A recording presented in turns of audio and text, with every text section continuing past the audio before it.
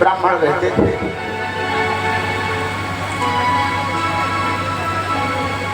आत्मदेव अपने धर्म कर्म जो शास्त्र के अनुसार जितने विधि विधान थे, ब्राह्मण के क्या कर्म होने चाहिए, क्या धर्म होने चाहिए,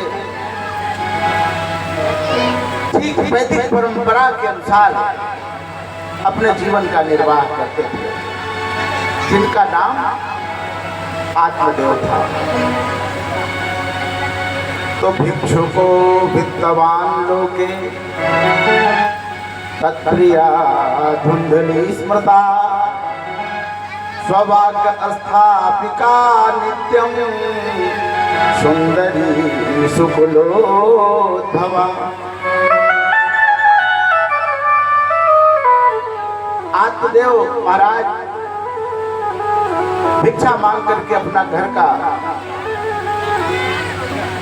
निर्वाह करते थे। उनकी पत्नी बड़ी सुंदर थी और उत्तम कुल से थी, जिसका नाम धुंधली था।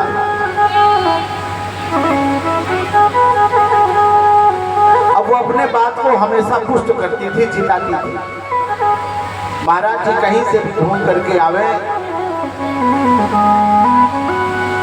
तो भगवान अपने ही बात को रख देते और उसी को जिताते।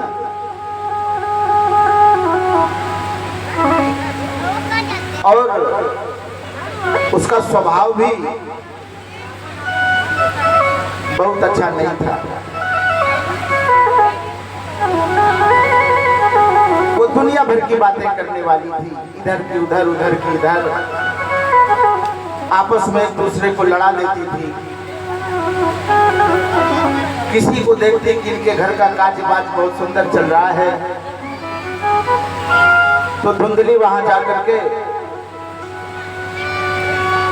ऐसी बात करती थी कि झगड़ा हो जाए, आपस में झगड़ा करा देती थी। और हमेशा लोक वार्ता रटा पूरा प्रायसो बहुजल्पिका सूराचाग्रह कृतेषु कृपणा कलह प्रिया। वो कलह प्रिय थी, उसको शांति प्रिय नहीं थी। वो जहां भी जाती वहां लड़ाई करवाती थी। क्रूर थी, किसी के दुख में उसको दुख नहीं होता था, बल्कि किसी के दुख को देख करके उसको बड़ा प्रसन्नता होती थी, बड़ी प्रसन्न होती थी।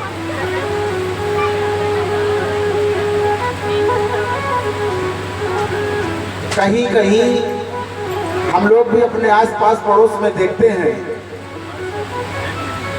कि कुछ माताओं का स्वभाव वास्तव में बड़ा क्रूर रहता है, जो किसी के शुभ को देख करके कभी सुखी नहीं होती, बल्कि ऐसा कुछ उपाय करती, उद्यम करती जिससे उस घर में कलह लग जाता है। और अपने पतियों को तो महाराज अपनी ही बात मनवाने में निपुण रहते हैं। कुछ भी कहते हैं कि माता की सेवा करनी, पिता की सेवा करनी है। ऐसी महिलाएं कहती तुम्हें तो अपने पिता की लगी रहती है, अपने माता की सेवा में लगे रहोगे, अपने परिवार की जब देखो तब करते रहते हो। बड़ा ही क्रूर स्वभाव। और आत्मदेव महाराज उतने ही सज्जन, उतने ही देव पुरुष। जितनी धुंधकाली दुष्टा थी उतने आत्मदेव महाराज उतने ही पवित्र अंतःकरण के, उतने शुद्ध आचरण के महाराज।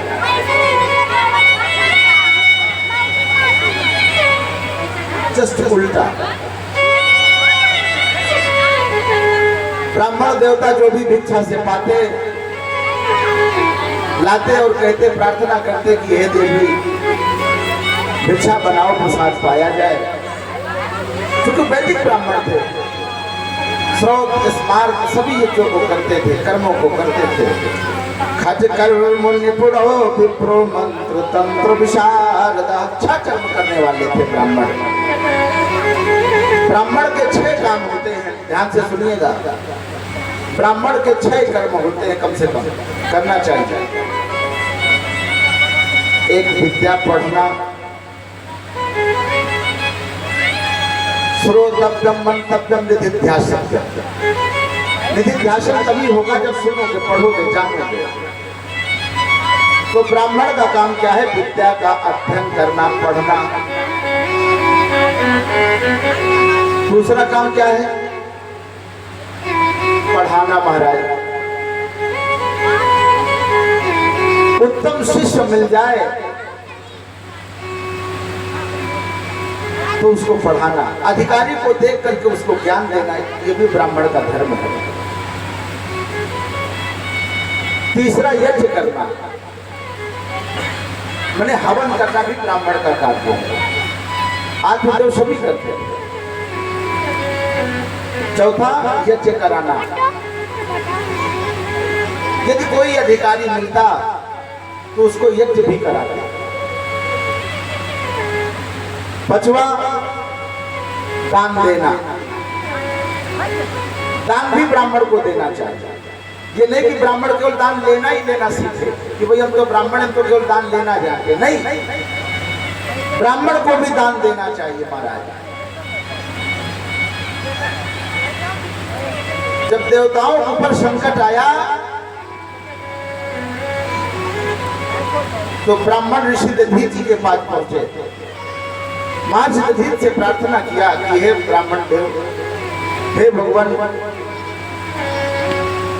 आपके अस्थियों की जरूरत है, हड्डियों की जरूरत है। यदि अगर वो मिल जाए तो हम देवासुर से राम जीत जाए, असुरों से जीत सकते हैं। उन्होंने ये नहीं कहा कि हम ब्राह्मण हैं, हमको तो शरीर दान देने का अधिकार नहीं, शरीर दान लेने का अधिकार है, नहीं। उन्होंने साहस स्वीकार करके अपने शरीर का दान कर दिया महाराज। तो ब्राह्मण का भी धर्म है दान करना, और दान लेना भी महाराज ब्राह्मण का ही धर्म है। आत्मदेव ब्राह्मण के पास तो धन बहुत अपार था, बहुत धन था,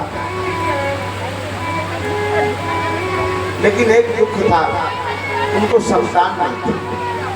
आत्मदेव ब्राह्मण के पास उनको पुत्र नहीं था, बहुत दुखी थे। न पुत्री न पिवा पुत्रो कष्ट चिंता तुरो भ्रशं। इसी से पंडित जी हमेशा दुखी रहते थे, उनको कोई संतान नहीं थी। संतान के प्राप्ति के लिए पंडित जी तमाम प्रकार के उपायों को करना शुरू कर दिया। अन्न का दान किया, भूमि का दान किया, गाय का दान किया, स्वर्ण का दान किया, गायों का दान किया। और वो हमेशा नित्य प्रति जो कंगाल रहते थे, देशे काले च पात्रे च तत्तानं सात्विकं व्रतम। सात्विक दान महाराज किसको कहते हैं? अभी हम गांव के किसी रईस आदमी को जाकर के 500 रुपए दे करके उनके चरणों में प्रणाम करके कहें कि महाराज जी हमारी तरफ से आपको दान है। अरे जो करोड़ों में खेल रहा है उसके 500 रुपए आपके दान से उसको क्या मिलेगा? और किसी गरीब के यहाँ जब उसके यहाँ भोजन नहीं है महाराज, बच्चे क्षुधा पिपासा से तड़प रहे हैं, और आप उनको जाकर के महाराज 500 रुपए का दान करोगे, ये 500 रुपए लो और अपने बच्चों को जाओ भोजन कराओ। ऐसे दान करना चाहिए महाराज। देशे काले च पात्रे च तत्तानं सात्विकं व्रतम्। और कब करना चाहिए महाराज? पुण्य काल में, ग्रहण का अवसर हो, अमावस्या का दिन हो, एकादशी हो, कोई पुण्य काल हो, त्योहार हो, ऐसे अवसरों में जो गरीब हो, जिसकी जरूरत है, उसको दान करना चाहिए महाराज। अब वो आत्मदेव ब्राह्मण देवता यही करते थे, फिर भी उनको संतान नहीं थी। महाराज कुछ लोग तो इतने कृपण होते हैं, कथा तो बहुत विस्तार से हो जाती है और हम अपने कथा को पूरा भी नहीं कर पाते, पिछड़ जाते हैं, प्रसंग आ जाता है तो कौतूहल बस कहना पड़ता है। दान की केवल 3 गति है महाराज। धन की केवल 3 गति है, दान, भोग और नाश।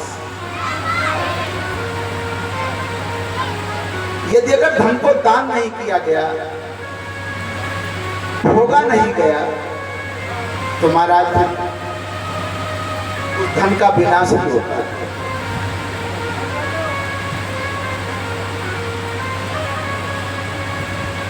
एक प्रसंग बस कथा याद आ रही है। एक बहुत ही कृपण व्यक्ति था, कृपण बने बहुत कंजूस।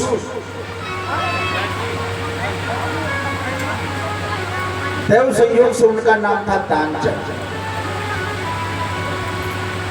लेकिन उतना ही कंजूस, बहुत धन था, धन ऐश्वर्य संपन्न था दानचंद का, लेकिन दान के मामले में तो महाकंजूस महाराज। उनकी महाभागा ने कहा, धर्मपत्नी ने कहा कि सभी लोग गंगा का स्नान करने जाते हैं, सभी लोग पुण्य करते हैं, दान करते हैं, आप भी कुछ दान पुण्य कर दीजिए। आज अमावस्या है, चले जाइए, कम से कम गंगा का स्नान कराइए। दानचंद सोचे कि अगर गाड़ी घोड़ा से जाएंगे तो बड़ा पैसा खर्चा होगा, तो उनका भगवान आज तो विलंब हो गया है, देर हो गई है, आज तो नहीं, लेकिन कल सुबह होते गंगा का स्नान मैं करूंगा महाराज।